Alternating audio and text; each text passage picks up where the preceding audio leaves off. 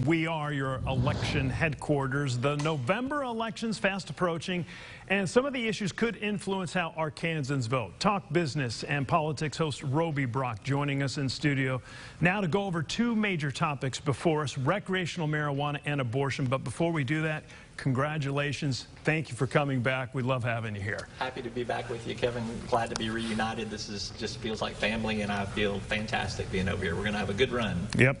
Let's jump right into it. First topic, recreational marijuana. Secretary of State recently declared the proposed ballot what he referred to as insufficient. As a result, it's kind of been kicked back to the Supreme Court, where a decision is expected anytime. Your question to some of the people you sampled was, do you support recreational marijuana or are you against it? What do the numbers show you? So look, 58.5% say they are for recreational marijuana, which is a really big number, quite frankly. It's up from about 53% in February when we last polled this question, but you can see it's a 2-to-1 advantage in here. And one of the things that's really interesting about these numbers is when you look at it by age and when you look at it by party identification.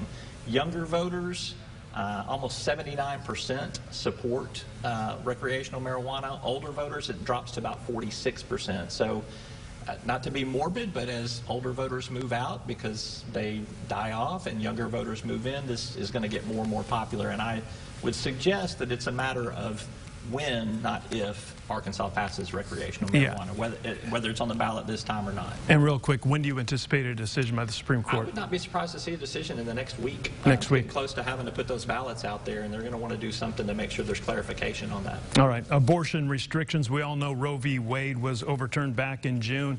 That triggered the 2019 law here in the state of Arkansas. The trigger law goes into effect. Your question, do you support current restrictions or should the law be changed? Yeah, interesting result here. We found that 50.5% said the law should be changed. Arkansas is a very conservative state when it comes to the issue of abortion. This number is lower than what you would see in other states that aren't as conservative as Arkansas. So 43% support keeping the current law. We asked those 50% that thought it should be changed, should it be made easier or harder to get an abortion? 92% said it should be easier, and that could be anything from just a few more exceptions, like for rape and incest, to full-fledged, there should be no restrictions on abortion. So we don't have much more detail on that other than that's still a really big number. I was just going to say that, yeah. Let's move on to abortion access. Right now, anyone who wants an abortion must travel out of the state in order to have that performed. Your question to your people that you sampled was, should the law be changed to make it easier or harder to get an abortion? Yeah, this 92% that think it should be easier, we don't really know where they fall on the spectrum of, you know, if they just want a few more exceptions or if they want it to be full-fledged. That's something we'll dive into a little deeper. We didn't know what to expect on the answer to that question. Sometimes when you're putting polls together, you don't know what you're going to get. So this is something we may explore a little bit more deeply. Very interesting. Roby, your work is just beginning as we head into November.